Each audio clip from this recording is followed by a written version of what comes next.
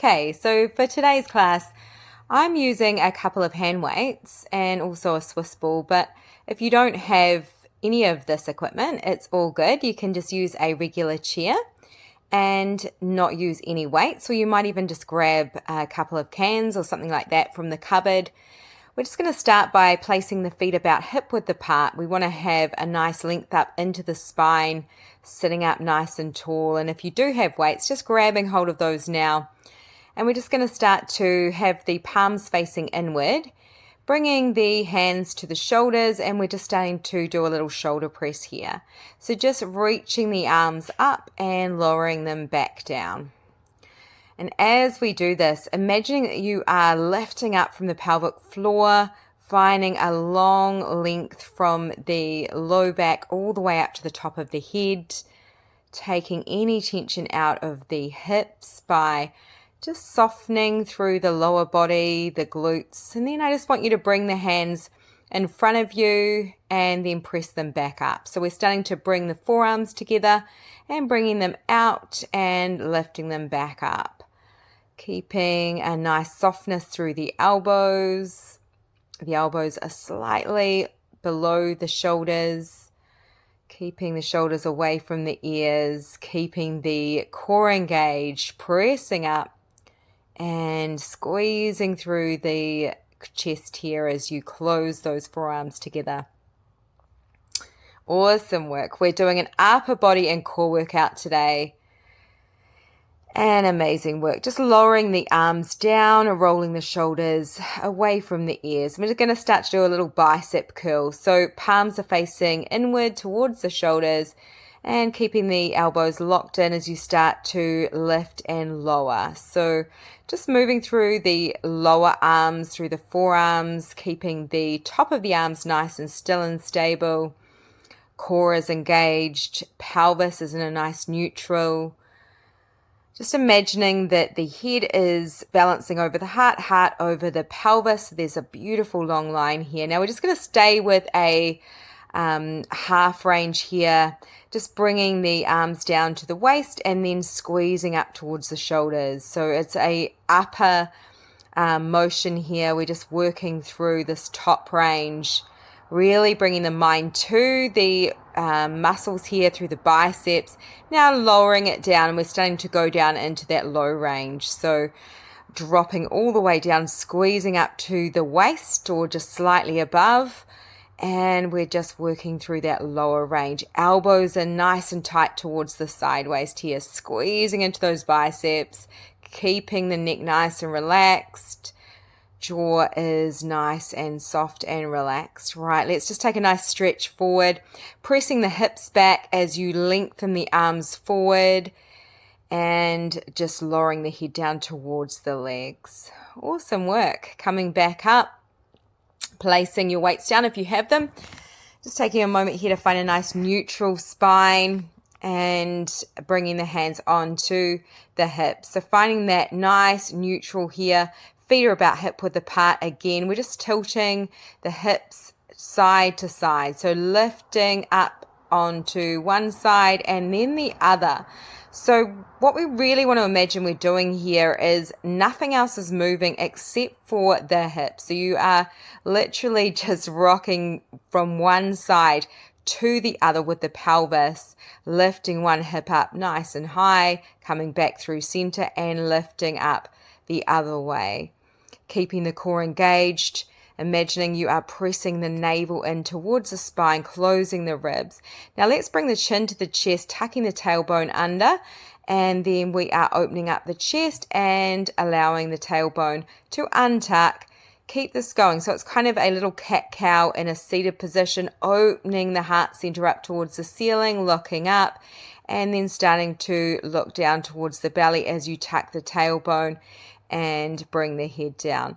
Bringing the hands down by your sides, relaxing the shoulders down. We're reaching the arms forward, palms are facing in and starting to press back with the hips. The hips come back as you lengthen the legs out, and then you are drawing back in, coming up to a long line from the head to the tail. So it's a really nice hinge. So pressing the hips back and then drawing back by using the feet to kind of press back into the mat as you come back through center and come back up to that neutral. Beautiful work. Now just bringing one arm on top of the other, shoulders down and away from the ears. We're going to start some circles here in one direction, just little circles. Now I want you to imagine that everything else is nice and still except for the pelvis, which is moving in that circle. So really working into the waist here, navel is pressing in towards the spine. Now circling it back the other way, little circles around. Beautiful work, breathing deeply here. Nice and strong, coming back through center. Amazing work. Right, just starting to round the spine as you have the palms facing down and then palms flip as you start to come back. So reaching forward, palms facing down, rounding the spine and then coming back up. Keeping this going so the head is tucking down as you round the spine, bringing the arms forward, pressing the hips back. And then we're going to come back to sitting up nice and tall, having the feet about hip width or even shoulder width apart. We're going to have the heels turned in, toes slightly turned out, grabbing hold of the knees.